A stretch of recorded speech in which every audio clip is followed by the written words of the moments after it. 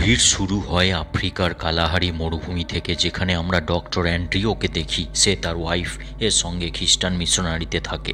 আজকে তার একটি অপারেশন ফেল হয়ে গেছে, তার জন্য তার একটি রোগী মারা গেছে। তাই অ্যান্ড্রিও খুব হতাশ হয়ে বসেছিল।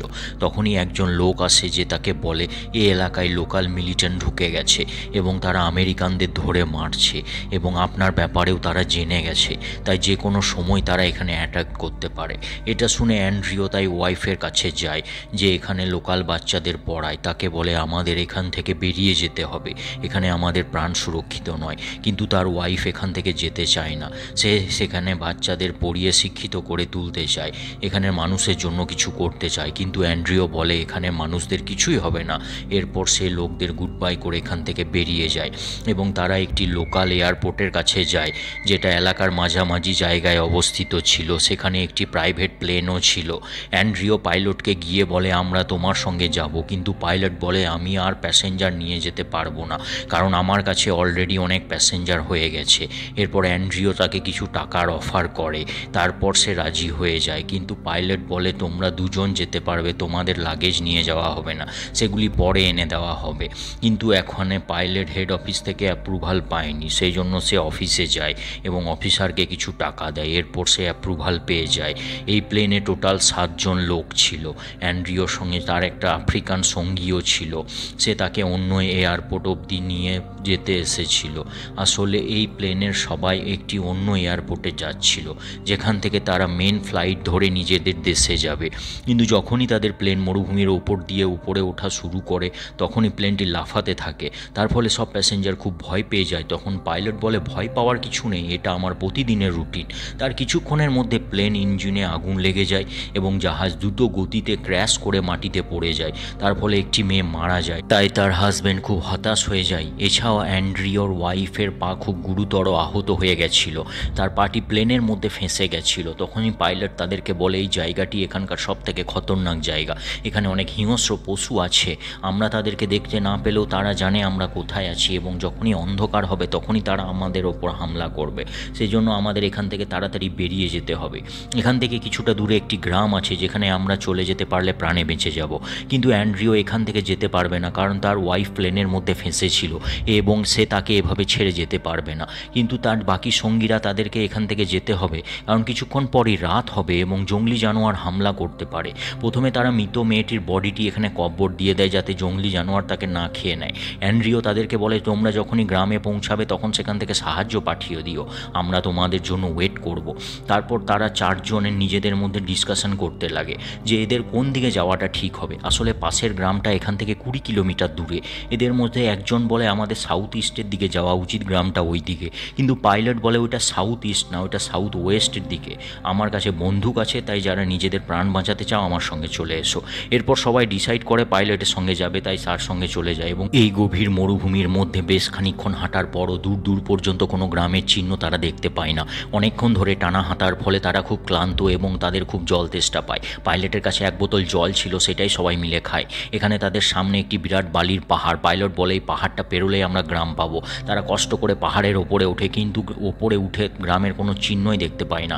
সামনে শুধু ধুধু মরুভূমিই দেখতে পায়। এটা দেখে সবার মাথা খারাপ হয়ে যায়। আর যে লোকটা বলেছিল সাউথ ইস্টের দিকে যেতে, সে পাইলটকে মেরে তার বন্দুকটি কেড়ে নেয় এবং চিৎকার করে বলে আমি প্রথমেই বলেছিলাম সাউথ ইস্টের দিকে যাওয়া উচিত, কিন্তু তোমরা আমার কথা শোনোনি। এবারে আমরা সাউথ ইস্টের দিকে যাব। কিন্তু তাদের মধ্যে একজন সে বলে আমাদের এখান থেকে প্লেনের দিকে যাওয়া উচিত, কারণ খানিকক্ষণ পরে অন্ধকার হবে এবং আমাদের খালি জায়গায় ঘুরে বেড়ানো ঠিক হবে না, তাই প্লেনের মধ্যে থাকাটা উচিত হবে। তারপর আমরা সাউথের দিকে যাব। কিন্তু যে লোকটির কাছে বন্দুক ছিল সে সাউথের দিকে যাওয়া শুরু করে দেয়। বাকিরা প্লেনের দিকে চলতে থাকে। তারা কষ্ট করে প্লেনের কাছে পৌঁছায়, কিন্তু দেখে আশেপাশে কোথাও অ্যান্ড্রিও নেই, তার ওয়াইফও নেই। গোটা প্লেনের মধ্যে শুধু সিংহের থাবার চিহ্ন রয়েছে। তারা বুঝতে পারে তাদের ওপর সিংহ হামলা করেছে এবং তাদেরকে মেরে দিয়েছে। এইসব দেখে তারা খুব ভয় পেয়ে যায়। তারা ভাবে সিংহ এসে তাদের ওপরও হামলা করতে পারে এবং তখনই অ্যান্ড্রিও চলে আসে, পাইলটকে ধাক্কা মেরে নিচে ফেলে দেয়। সে খুব রেগে ছিল এবং চিৎকার করে বলছিল আজকে তোমার জন্যই আমরা এখানে ফেঁসেছি। তুমি পয়সার লোভে প্লেনটাকে ওভারলোড করে রেখেছো, নিজের চুরি করা জিনিসপত্র ভর্তি করে প্লেনটাকে লোড করে রেখেছো, তাই প্লেনটি ক্র্যাশ করেছে। আর সেই জন্যই আমার ওয়াইফ মারা গেল। তখনই একটা লোক ফ্লেয়ার গান চালায় এবং অ্যান্ড্রিওকে ছেড়ে দিতে বলে। তখনই একটা লোক দেখে যে প্লেনের ভেতরে অনেক জানোয়ারের সিং রয়েছে। আসলে পাইলট বিভিন্ন প্রাণীর সিং নিয়ে স্মাগলিং করে। অ্যান্ড্রিও তার ওয়াইফের মৃত্যুতে মৃত্যুতে খুব ভেঙে পড়েছিল এবং সে তার বডির অংশগুলো মাটিতে কব্বর দিয়ে দেয় এবং বলে আমি আর একটু চেষ্টা করলে বাঁচাতে পারতাম। তখনই ওই লোকটি বলে সিংহটির সঙ্গে তুমি লড়াই করে কখনোই পারবে না, তোমার ওয়াইফের হয়তো এটাই ভাগ্য ছিল, তাই তুমি নিজেকে দোষ দেওয়া বন্ধ করো। কিছুক্ষণের মধ্যে এখানে সন্ধে নেমে যায় এবং সঙ্গে সঙ্গে জানোয়ারের গর্জন তারা শুনতে পায়। পাইলট বলে আমাদের মধ্যে 3 জনের প্রাণ বাঁচতে পারে, কারণ পাইলটের যে কেবিন রয়েছে সেটা এখনও সুরক্ষিত আছে এবং এর ভেতরে শুধু 3 জনই বসতে পারবে। কিন্তু এরা 4 জন ছিল, তাই তারা ডিসাইড করে টস করা। টসে যে হারবে তাকে সারা রাত বাইরে আগুন জ্বালিয়ে কাটাতে হবে এবং পাহারা দিতে হবে।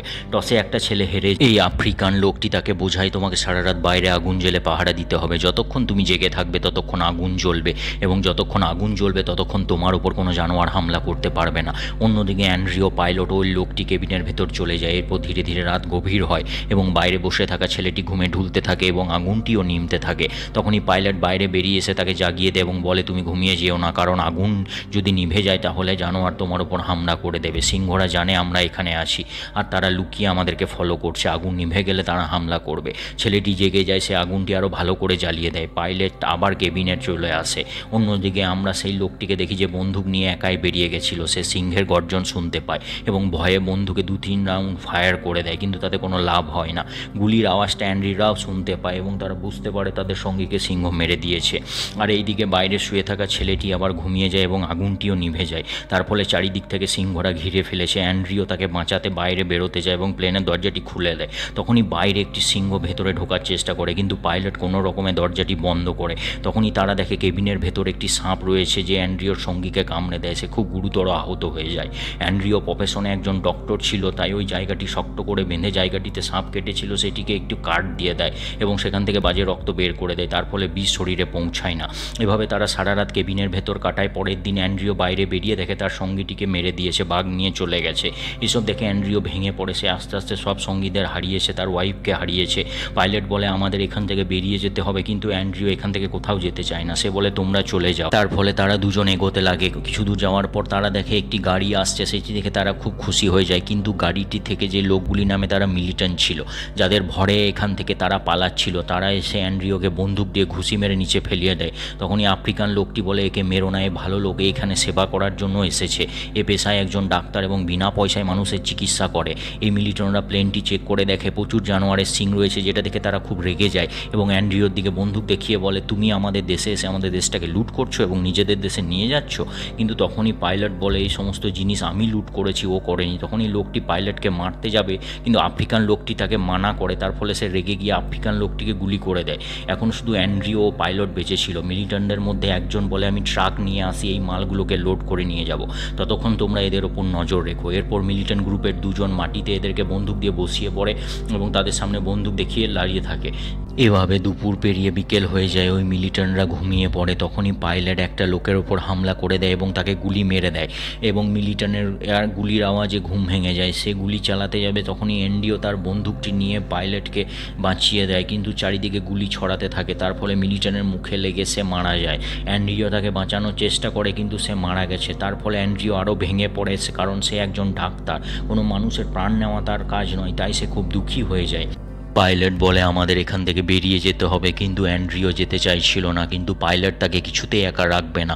অ্যান্ড্রিও পুরোপুরি আহত হয়ে গেছিল। পাইলট কোনো রকমে কাঁধে নিয়ে যায়, অনেক দূর নিয়ে যায় এবং অ্যান্ড্রিও নিচে পড়ে যায়, কারণ সে খুব আহত ছিল এবং ক্লান্ত ছিল, তাই সে আর এগোতে পারছিল না। সে পাইলটকে বলে তুমি আমাকে এখানে ছেড়ে চলে যাও, কিন্তু পাইলট দেখে সামনে একটা পাহাড় আছে, আমি তোমাকে কোনো রকমে পাহাড় অবধি নিয়ে যাব, তারপর আমরা গ্রামে পৌঁছে যাব। পাইলট কোনো রকমে কষ্ট করে তাকে পাহাড় অবধি নিয়ে যায়।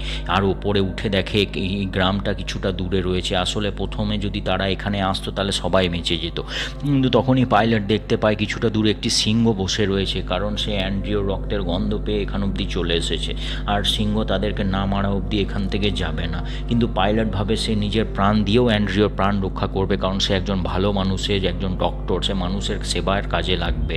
সেই জন্য পাইলট অ্যান্ড্রিওকে বাঁচাতে চায়। সে তার ওয়াইফকেও হারালো এবং সে নিজেও এখানে ফেঁসে গেল। সব সব হয়েছে এই পাইলটের জন্য। সেই জন্য পাইলট খুব দুঃখী এবং সে পাইলটের শরীরের রক্ত নিজের জামার মধ্যে লাগিয়ে সিংহের ধ্যান ঘোরানোর জন্য চলে যায় এবং অ্যান্ড্রিওকে বলে তুমি গ্রামের দিকে এগিয়ে যাও। এরপর পাইলট সিংহের দিকে চলে যায়, অন্যদিকে অ্যান্ড্রিও গ্রামের দিকে এগোতে থাকে। পাইলটকে সিংহটি মেরে দেয়। আর যখন অ্যান্ড্রিও এগোচ্ছিল তখনই দুটো হায়না পুরো দমে তাকে দেখে ছুটে আসতে লাগে, আর অ্যান্ড্রিও তাদেরকে ভয় দেখানোর জন্য ছুটে আসতে থাকে, কিন্তু হায়নারা তাকে দেখে ভয় খায় না। তখন তাদের মাঝখানে আকাশ থেকে বিদ্যুৎ পড়ে যায়, তার ফলে হায়নারা ভয় পেয়ে পালিয়ে যায় এবং তখনই বৃষ্টি শুরু হয়ে যায় এবং অ্যান্ড্রিও ওখানে শুয়ে পড়ে এবং তার ওয়াইফের কথা ভাবতে থাকে এবং সে তাকে দেখতে পায়। এভাবেই সে ওখানে জ্ঞান হারায়। তখন যখন তার চোখ খোলে তখন সে দেখে গ্রামের লোকরা তাকে এখান থেকে নিয়ে গেছে, আর এভাবে মুভিটি শেষ হয়ে যায়।